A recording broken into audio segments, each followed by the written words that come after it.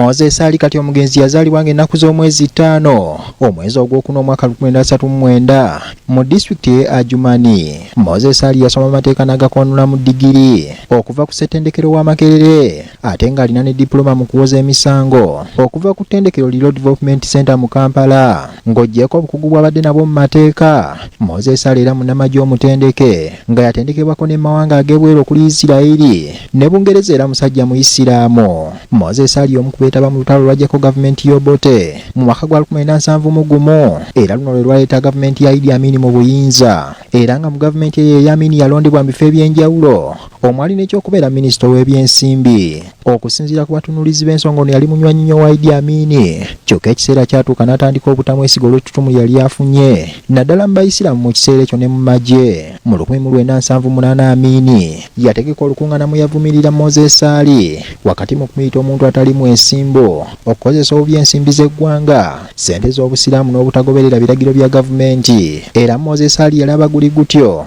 kwe kudduka mu kibuga Kampala n'agenda mu bitundu by'omu mambuka ga Uganda. Kyokka Amin yamusindikirayo abatemu naye n'abatebuka. Wakati w'omwaka gwa 1978 ne 1979 gavumenti ya Amin lwe yaggyibwako, Moses Ali yaddukira mu ggwanga lya South Sudan mu kibuga Nimule eno gye yava ne yeegatta ku gavumenti ya Yoweri Kaguta Museveni. Oluvannyuma lw'olutalo lwa 86 Moses Ali yalondebwa ng'omumyuka asooka wa Ssaabaminisita mu mwaka gwa 2001 era n'alinyisibwa n'amayinja okutuuka ku ddaala lya Lieutenant General nga 13 omwezi ogwokusatu mu 2003.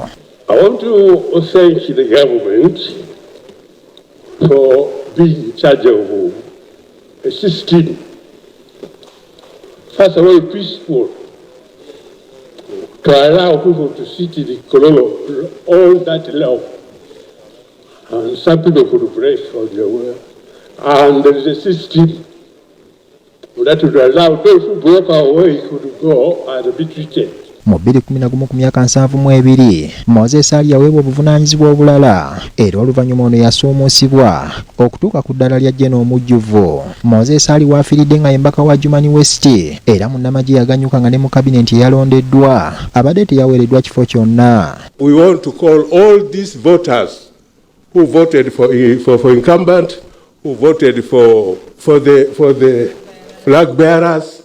All these are the targets we are aiming at, that because those are all your voters. Ku mikolo gyonna gy'asembyeyo okubeerako abadde alabikira ddala nga mugonvu era ebiseera ebisinga abadde awanirwa buwanirirwa ne mu kutambula nga bayambako muyambe. Dr. Tango Doi, on behalf of the Commission, duly nominates General Moses Ali for Adjumani West constituency in Adjumani district. Congratulations.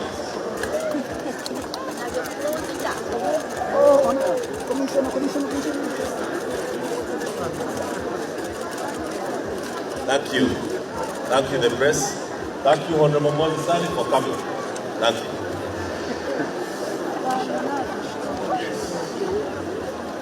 Finish.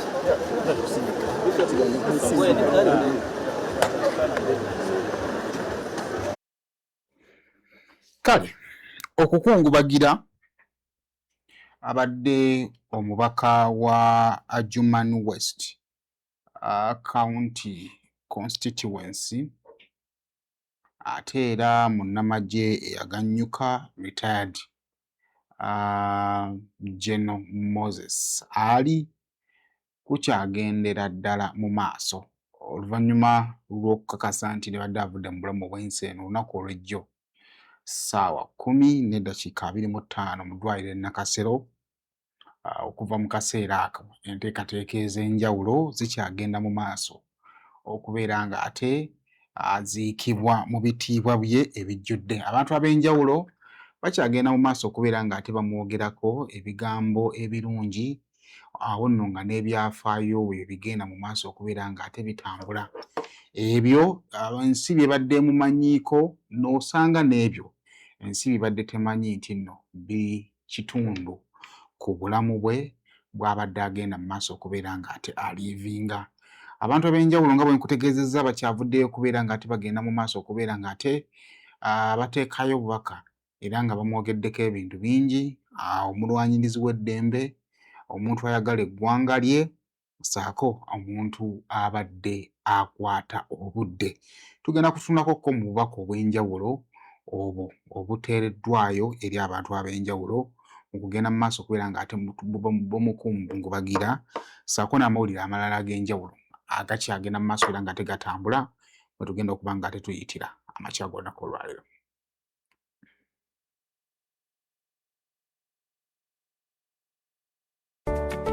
Musuubuzi munnange nawe walina ekirooto ky'okusuubulako e Dubai? Neneesanya okukwanjulira banno ba Clarion Integrated Logistics Solutions abeesigika era abeesimbu mu kutambuza ebyamaguzi by'okuva e Dubai paka e Kampala e Uganda nga biyita ku mazzi oba konnyonyi ku bbeeyi ejja mu nsawo yo. Twesige ku Clarion tukuyambeko okutuuka wotosobola kutuuka mu bwangu nga kagayise ku mazzi atwala ennaku 18 zokka, ate eya kago atwala ennaku 3 zokka okutuukako ku woofiisi yo. Tusangibwa ku Diamond Trust Building omwaliiro gw'okuna akasenge 411. Kati osobola okukola oda y'obutereevu ng'oyogerako ne Nankabirwa Siteera ku +971 582 58 79 oba ku WhatsApp ku +256 756 846 772 oba jangu butereevu ku ofiisi zaffe ezisangibwa ku Hamri Airport Edeira mu Dubai ku gate namba 8. Clarion lw'okusaabaza ebyamaguzi byo mu bwesimbu okuva e Dubai paka e Kampala e Uganda mu nnaku 18 zokka.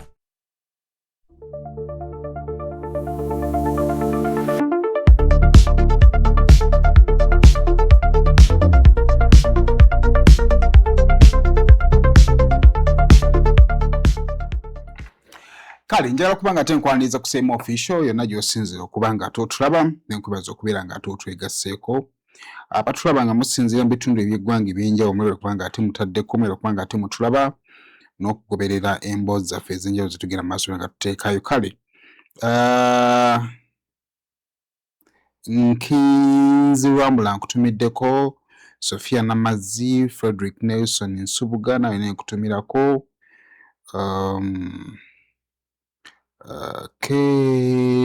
Nabona Lydia, Kim Shafa, Prose Robbins, nkutumiddeko Helen Nakiryowa, Sulaina Nancha, Mohamed Nkosi,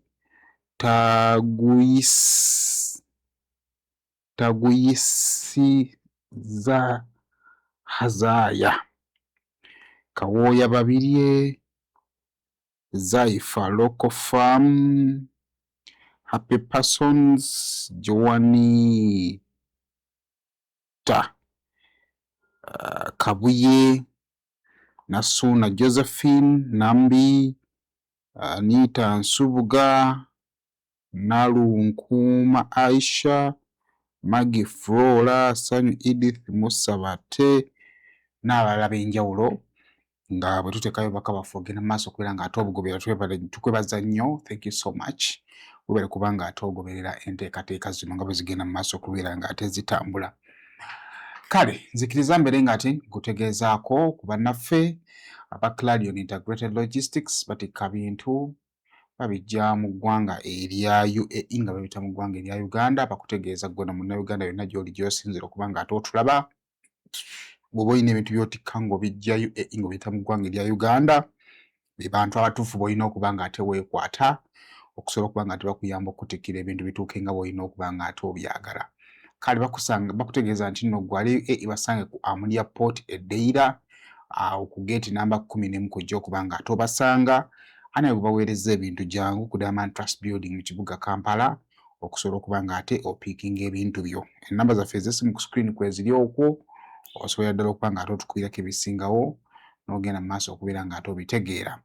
Kale muteekateeka eyinza okuba ng'ate nkutegeeza kuba nafe Rosemary Beddings batunda bya mu kisenge, ojja Basanka Kasubi bw'otuuka ku bitaala booti ng'agenda Namuŋŋoona we bali bakutegeeza nti nno gweyagala okulabisa obulungi ekisenge kyo ng'oteekamu amasuuka amalungi, bulangiti emirungi, emifaliso emirungi, jangu ku Rosemary Beddings.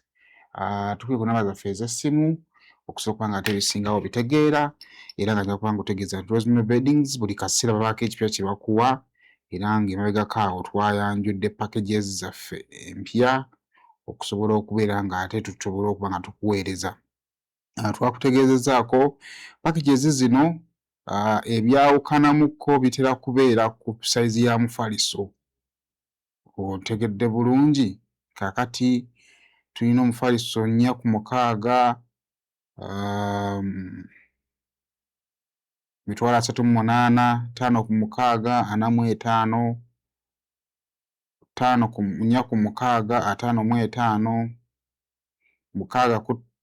ku 5 ku 6, mitwalo 55 ne 6 ku 6, mitwalo 65. Okwo kujjirako mattress, bed cover, net, shoe rack, pair of bed sheet, pair of 5 pillows, ziri mu cotton. Kale tutukirireko okusobola okubeera nga ate omanya ebintu ebyenjawulo bye tulina. Kale nga tumalako weekend, okutandika weekend empya, ensonga z'akabenje k'abaana ab'Endejje King David zeefuga nnyo wiiki eno, oba zeefuze nnyo wiiki eno.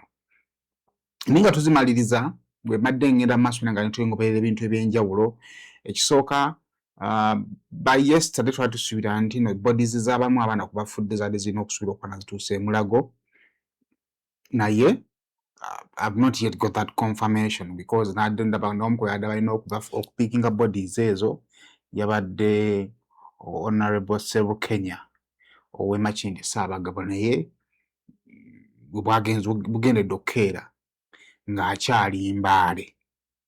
So naye ndowooza nti either early later this morning bodies ziyinza okutandika okutuusibwa eri abazadde okusobola okuba nga ate baza identifyinga, ate okusobola okuba nga ate maybe beeyongerayo.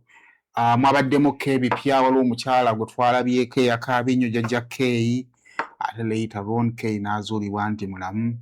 Kakati kituzaayo eri ku bazadde kye baali bagamba.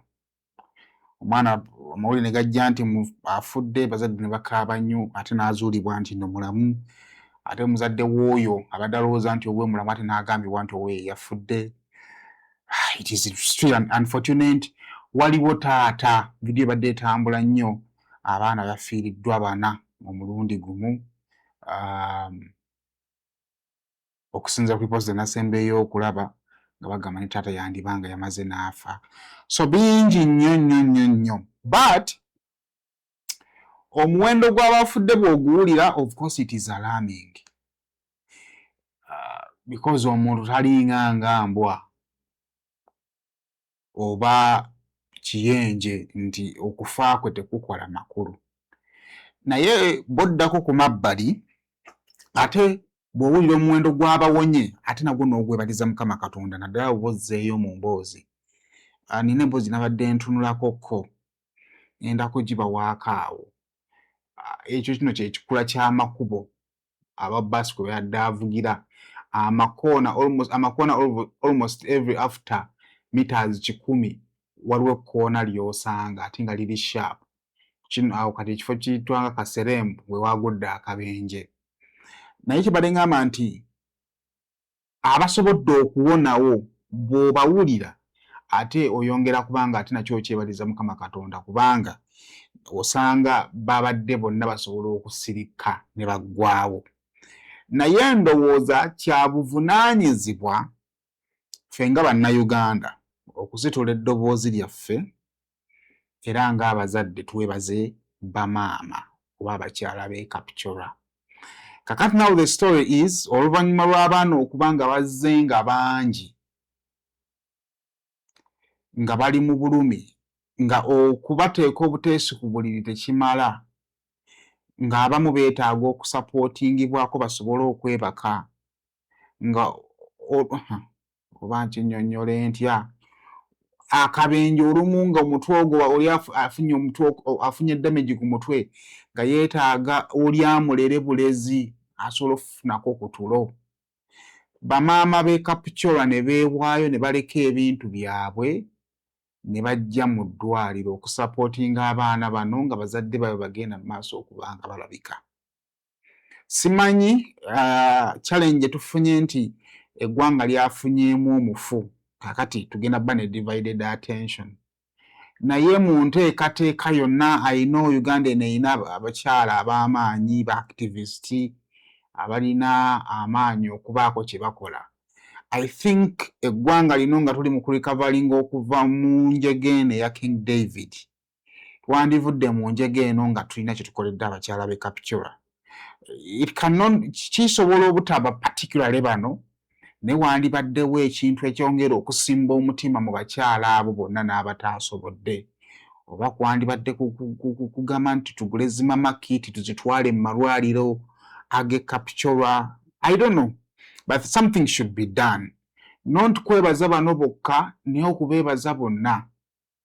Osanga omuwendo gwandibadde munene nnyo naye mwagabye obwamaama mu kaseera nga bamaama tebaliiwo, mwagabye obwataata mu kaseera nga bataata tebaliiwo.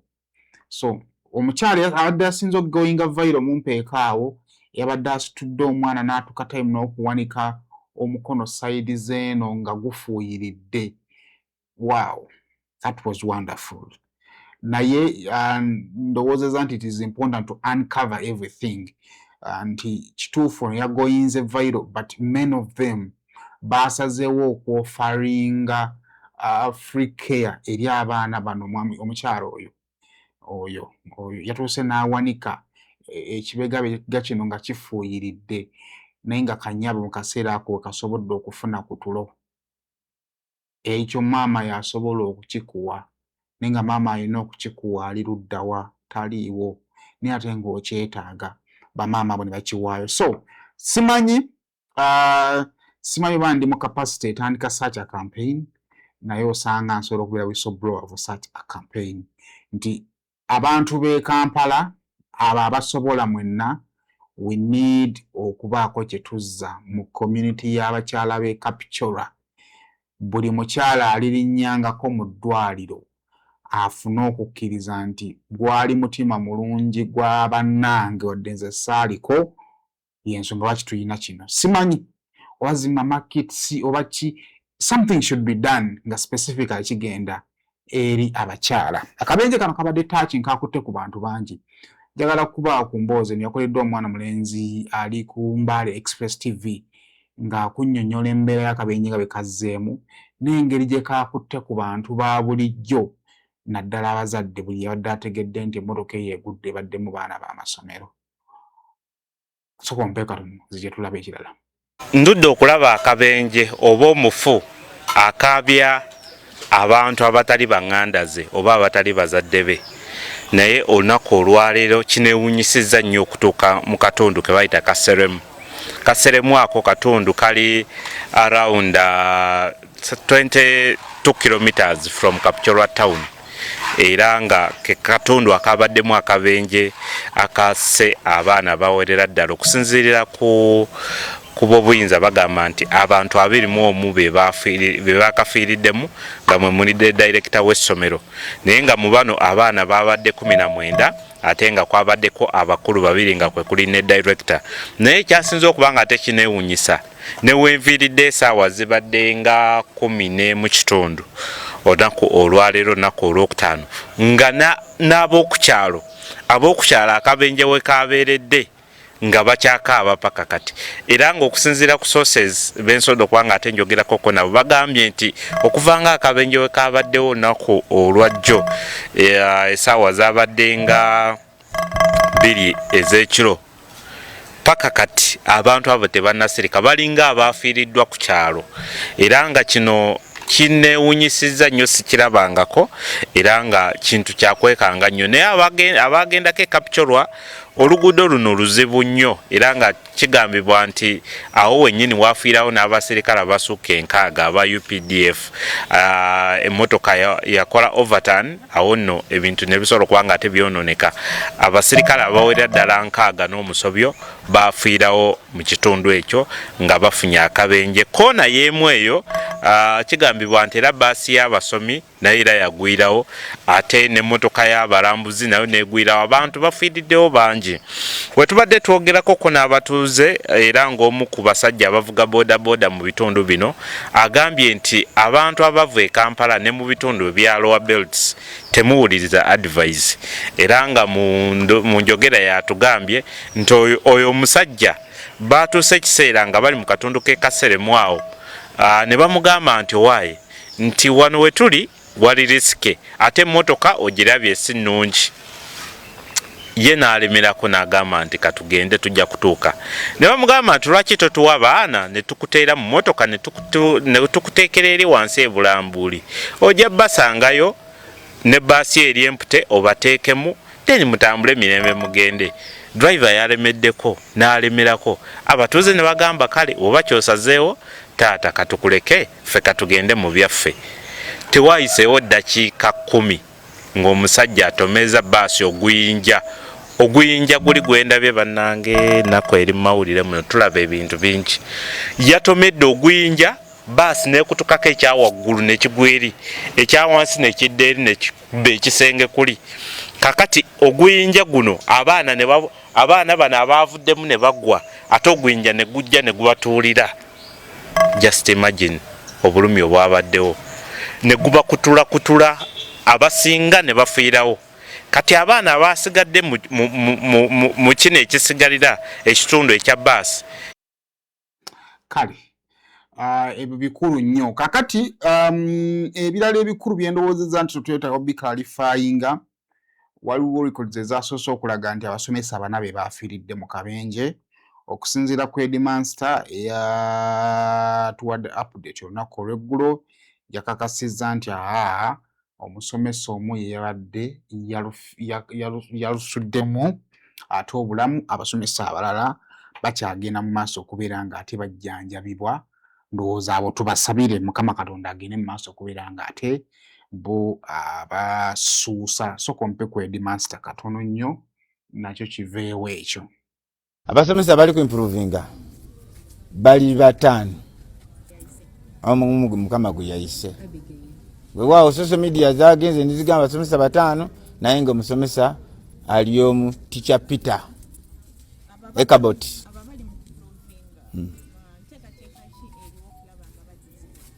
Enteekateeka eriwo obwedda ntudde muli meeting ya management bamaze okuteesa era waliwo abantu abali kugenda Embale saawa zino ne Honorable Serukenya gyali nnyo era ali kuba transportinga okulabika nti bakomawa ne Mulago.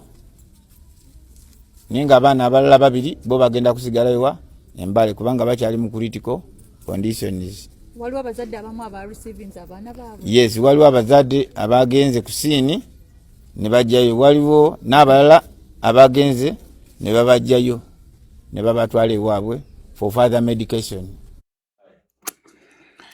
Kale ekyo nno bwekityo bwe kiri, katusuubire nti nate binaatereera. Kale awo nga tuvuddewo ate muzikirize tubeere nga tetweyongerayo ku kintu ekirala.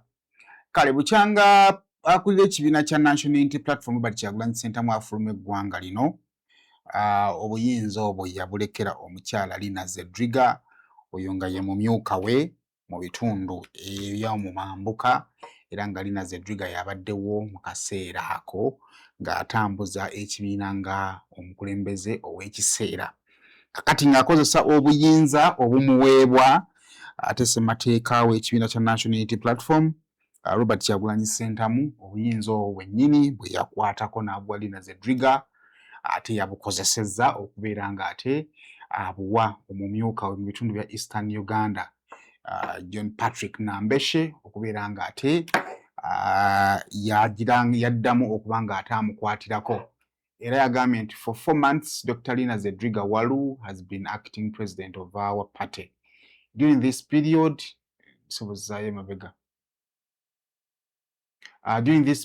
she has steered the party well and kept the revolution alive.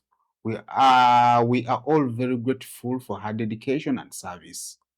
As her tenure comes to an end, I am pleased to announce that John Patrick Nambeshe, Deputy President, Eastern Region, will be taking over as acting president of the National Unity Platform. I wish him well and request all the leaders and comrades to accord him necessary support. N'agamba nti people power, our power.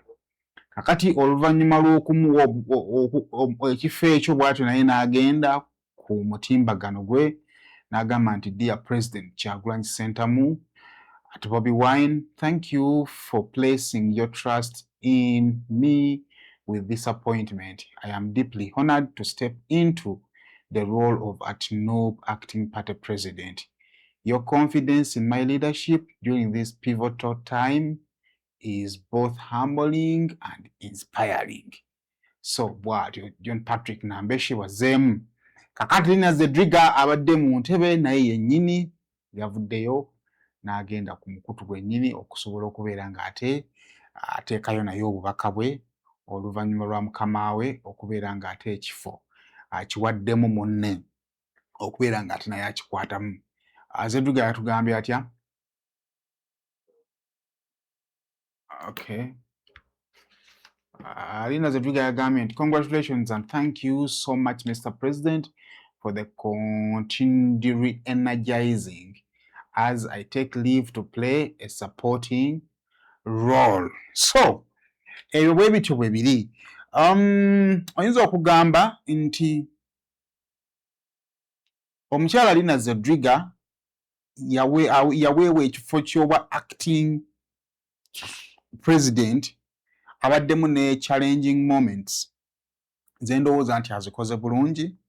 Ekisooka ekibiina kya National Unity Platform kibadde mu kaseera Linah Zedriga w'abeeredde akolanga president. Sisuubira nti wabadde waalina obusobozi okukola kyabadde asobola okukola. Lwa nsonga nti nno w'abeeredde president wabaddewo ebijaguzo by'ekibijja by'aba bannakibiina mu bitundu ebyenjawulo naddala baasobola okuwangula ebifo by'obukulembeze. Nojja kulaba nga Linah Zedriga buli wamu waasobodde okuyitibwa abaddewo. Eyo nno oyinza okugamba nti ekifaananyi kyakulira ekibiina kya National Unity Platform buli wamu waayitiddwa asobodde okukituusaayo. Era nze kye ndowooza nti kyekyo kiyambyeko okugatta bannakibiina awamu. Ekyokubiri Linah Zedriga era mu tenure ye ey'emyezi 4 abaddemu ne by-election ey'Kalangala ey'ekifo ky'omubaka omukyala. Tebaasobola kukiwangula naye oyinza okugamba nti bye twalaba mu piriyodi y'akalulu byatulaga nti ekibiina kya National Unity Platform tekiri divided nga bwe twali tujja okulowooza, oba kyatulaga nti ababaka mu NUP bakolera wamu. Kubanga waaliwo assumption nti nno osanga obutabeera kwa Bobi Wine buli omu agenda tandika kukola kike. Naye twalabanga mu kalulu k'Ekalangala buli mubaka buli mukulembeze yali alwana okulaba ng'akola omulimu gwe, kale okulaba ng'ekibiina kijjayo wiini. Wadde tebaagijjaayo naye ekibiina tekyaswala. Era oyinza okukaluubirizibwa okutandika okuwaanawaana eyawangula kubanga ate era n'akalu kagenda okuwa kalimu ebirumira bingi. So oyinza era okusigala nga weebaza omukyala ono Linah Zedriga olw'obukulembeze. Abantu basinga baali bamunyoomye olw'okuba nti mukyala ava mu Northern Uganda, naye oyinza okugamba nti mu kaseera w'abeeredde party president wamu n'obukulembeze bw'ekibiina ku secretariat balina ebintu bingi bye bakoze. For example, oluvannyuma lw'okuva mu kalulu k'omwaka 2021 ekibiina kya NUP kyawangulwa obululu ku mutendera gwa paalamenti, ekiwangula obululu ku mutendera gwa local government. Naye ekibiina kya NUP kyali kirina n'ebifo gye kyali kiwangudde nga kirina bakansala bangi ne kiremererwa okufuna obwa sipiika. Case in point wano e Rubaga NUP yali esinga ababaka abangi naye ate ONRM mbazira n'abatwalako obwa sipiika. Naye ku mulundi guno NUP Nakawa si be basingamu abakansala abangi naye baasobola okufuna ekifo ky'obwa sipiika.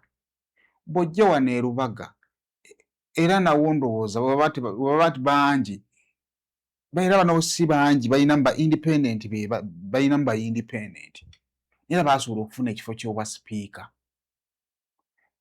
So bw'ogenda Bugwere is Bugwere one of the two ewa Kimaka ye Kimaka simu erinnya eritali lirye nga NUP erina bakansala 5 bokka basobola okufuna ekifo ky'obwa sipiika. So olutalo lwaliwo mu kulwana okulaba nga NUP etwala ekifo ky'obwa sipiika bwa Kampala bwa State Council n'ebintu birala bingi nnyo. So oyinza obutabuusa butayisa maaso mu bukulembeze bwa mukyalo oyo Linah Zedriga ne visibility ye nga ye tumulabyeko mu biseera ng'abakyala balina bye balwanagana nabyo. Twamala ku Miriam Matembe nga yatandikire ku press conference abakyala gye baakubanga ab'ebyokwerinda bagenze mu makaage ne bamusibira n'abeera omu ku bakyala bavayo okusitula eddoboozi lyabwe. So to me I believe Linah Zedriga has performed. However, selection ya Linah, of course, waliwo abaavaayo ne bagikubamu ebituli. Mukazi tajja kusobola obuyinza ayagala bwesigaliza kyobola bawadde Linah omunafu.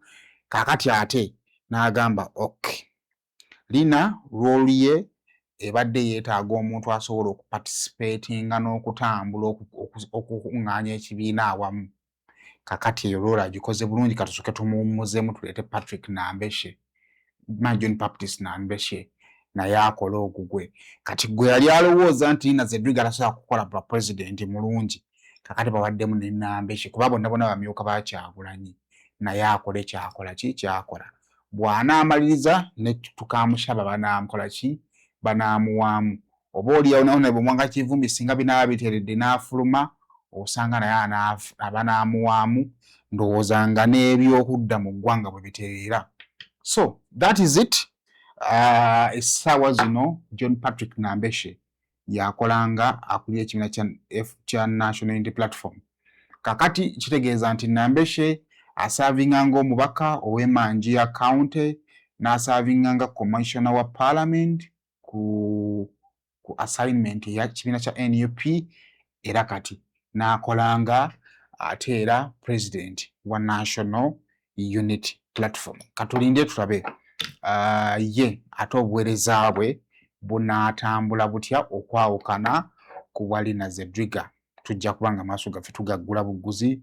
Remember waafukidde president bingi ebiriwo ebbaga epya mu parliament ekyokukyusa ennonda ya leader of opposition. NUP yaddamu okuapplyinga okuddayo mu iPod. Maaso kawo tusuubirayo summit erina okubeerayo. NUP erina okubeerayo kitegeeza nti no John Patrick Baptist Nambeshe alina osisinkana omukulembeze w'eggwanga bafune ne photo moment. So bingi tukyalinda okulaba how best it can handle such politics.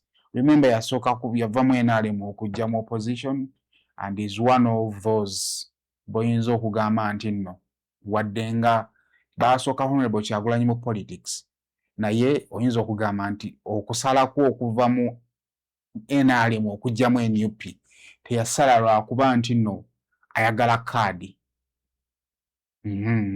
Kubanga mu region gy'ava ekibiina kya NRM kyali ky'amaanyi. Kitegeeza nti abantu baayo bamwagala ng'omuntu wadde nga n'opposition bagyagala. Kitegeeza nti ye yasalawo obusazi yakira ku keezi makya n'agamba NRM ngibaddemu ekimala, let me cross to opposition, n'asalawo NUP.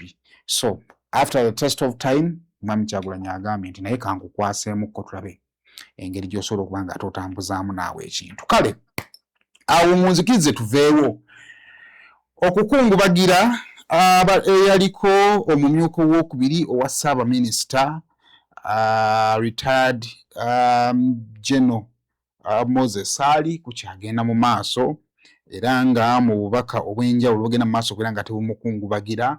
Munzikirize ntandike n'obubaka bw'omukulembeze w'eggwanga Yoweri Kaguta Museveni ate bwe yataddeyo ng'agenda mu maaso okubeera nga ate akungubagira ate musajja we mulwanyi munne. Kale yavuddeyo n'agamba nti it is with this deep sorrow that I announce the death of our brother General Moses Sali. He died today at Nakasero Hospital ssaawa 10. General Moses Sali has provided service to his country for a long time as a soldier and a political leader. In the West Nile region, he provided the good example of being a big modern farmer. We shall miss greatly his contribution. may the Almighty God rest his soul in internal peace. Oyo nno ye mukulembeze w'eggwanga n'obubaka bw'ataddeyo. Kakati omukutu ogwa Parliament, jjukira ono abadde omubaka wa Parliament owa Adjumani West Constituency. Kakati omukutu ogwa Parliament naye guvuddeyo okubeera nga ate gutuwa update. Batugamba nti there will be a special sitting of Parliament on Monday 20th July. Saa zigenda kubeera nnya to pay tribute to the late Right Honorable General Moses Ali. Batugamba nti may Allah rest his soul in peace. So awo nno nenteekateeka osigeza tukunaku lwa Monday tugenda kubeerayo n'olutuula olw'enjawulo okusobola okubeera nga ate emirimu gye gigenda mu maaso okubeera nga ate gisiimibwa. Kaakati mu bataddeyo Honorable Minister of Presidency Mire Babalanda avuddeyo, simanyi oba namukuwadde. Honorable Minister Mire Babalanda ono ye Minister Presidency avuddeyo okutuwa enteekateeka okusinziira ku mukulembeze w'eggwanga bwe yataddeyo. Kakati Mire Babalanda ono aba Minister of Presidency yavuddeyo n'agamba nti, dear friends, I wish to inform you all that the President of the Republic of Uganda, His Excellency General Retired Yoweri Kaguta Museveni, has granted an official burial to the fallen Member of Parliament for Adjumani West County, Adjumani District, a distinguished patriot, elder statesman, and the former second Deputy Prime Minister of the Republic of Uganda, General Retired Honorable Moses Ali. The government, the NOC is meeting with the family of the deceased to organize a befitting send off. N'amalayo atya.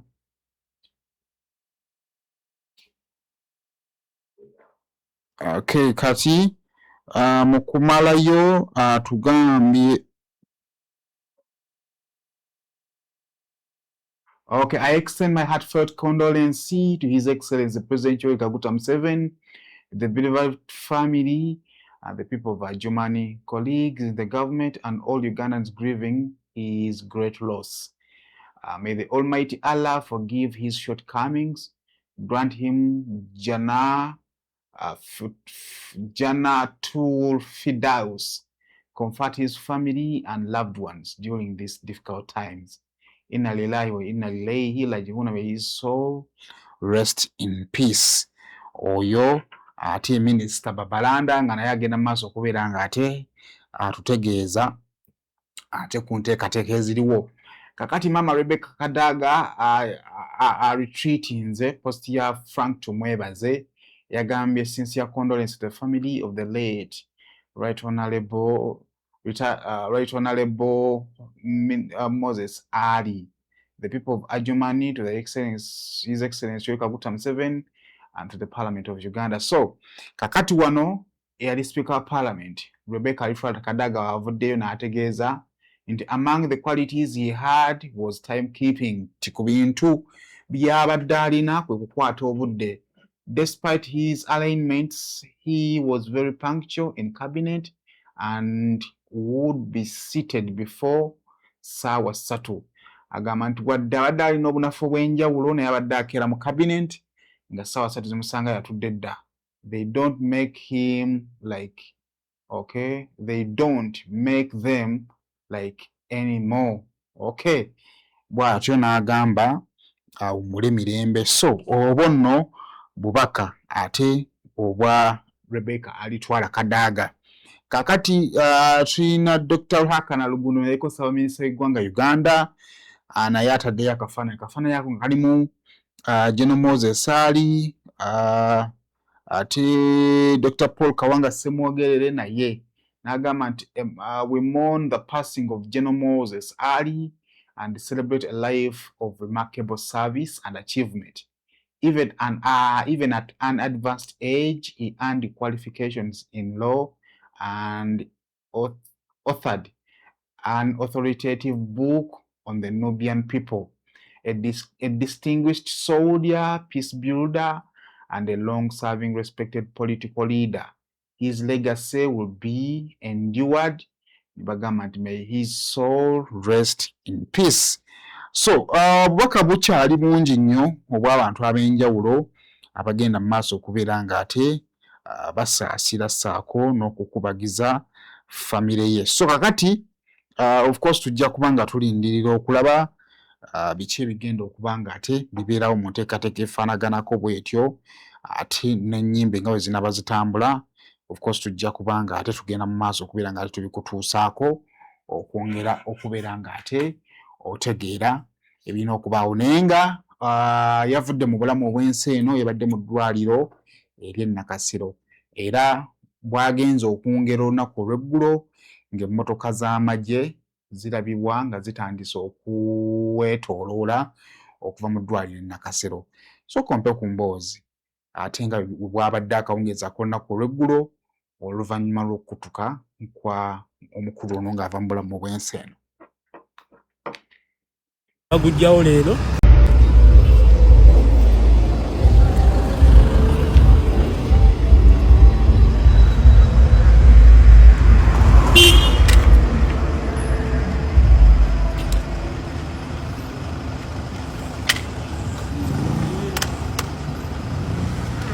kisegerekise nti omulambo bagujjawo leero ogendeko.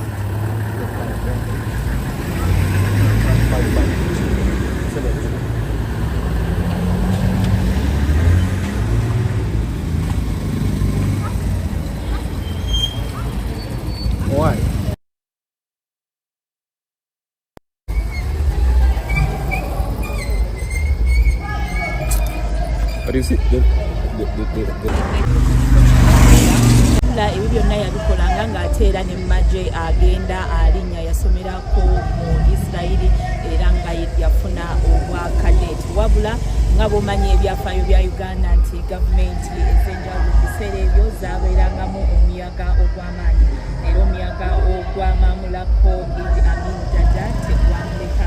Wabula nga n'ebyo tebinnabaawo ate yali afunyeemu obutakkaanya ne munne Idi Amin Dada ekyamwaliriza okudduka mu Uganda n'agenda mu ggwanga erya South Sudan mu buwaŋŋanguse. Eyo gye yakolera ekibiina ky'abayeekera ekya Uganda National Liberation Front nga ekibiina kino kyalwanagana ne gavumenti naddala eya Milton Obote era nga Idi Amin Dada tannaba kufuga Uganda mwaka gwa 1971. Ali yamuyambako mu kuvuunika gavumenti ya Milton Obote mu mwaka ogwo kiwandiyise kudeta mu Lungereza. Omukulu ono yaliko Ssaabaminisita wa Uganda owokusatu okuva mu mwaka ogwa 1989 okutuuka mu mwaka ogwa 1991 era nga yali yaddirwa mu bigere Abumayanja era yakolako nga amyuka Ssaabaminisita w'eggwanga asookera ddala okuva mu mwaka gwa 2016 okutuuka mu 2021 era n'asikizibwa Rebecca Alitwala Kadaga. Wabula ku mulundi guno newankubadde nga y'omu ku bantu be tuyinza okuyita ba statesmen ababadde mu ggwanga, ku mulundi guno teyaweereddwa kifo kyonna mu kabinenti ey'ekisanja kino Kale ebyo nno bwe bityo bibiri. Kakati ebirala tujja kwongera okubeera ng'ate tubyetegereza tulabe gye biyinza okubeera ng'ate bigenda mu maaso okubeera ng'ate bitambula. Ndoza mugira musiba bulungi tujja kudda ate akawungeezi ne upload endala ey'ebyo binaabigenda mu maaso ng'ate bitambula. Musibe bulungi mweraba. Meet our passionate creator, ready to bring ideas to life at Truth Design Academy. From mastering graphic design to creating stunning visuals, this is where creativity begins. But design is just the start. Lights, camera, action. Exploring the world of filmmaking is just as exciting. With hands-on experience, every challenge turns into a learning opportunity and success is just a step away. At Truth Design Academy, we offer courses in graphic design, film production, digital marketing, website design, 3D animation, and photography, including drone technology. Your creative journey starts here. Enroll today and turn your passion into a profession.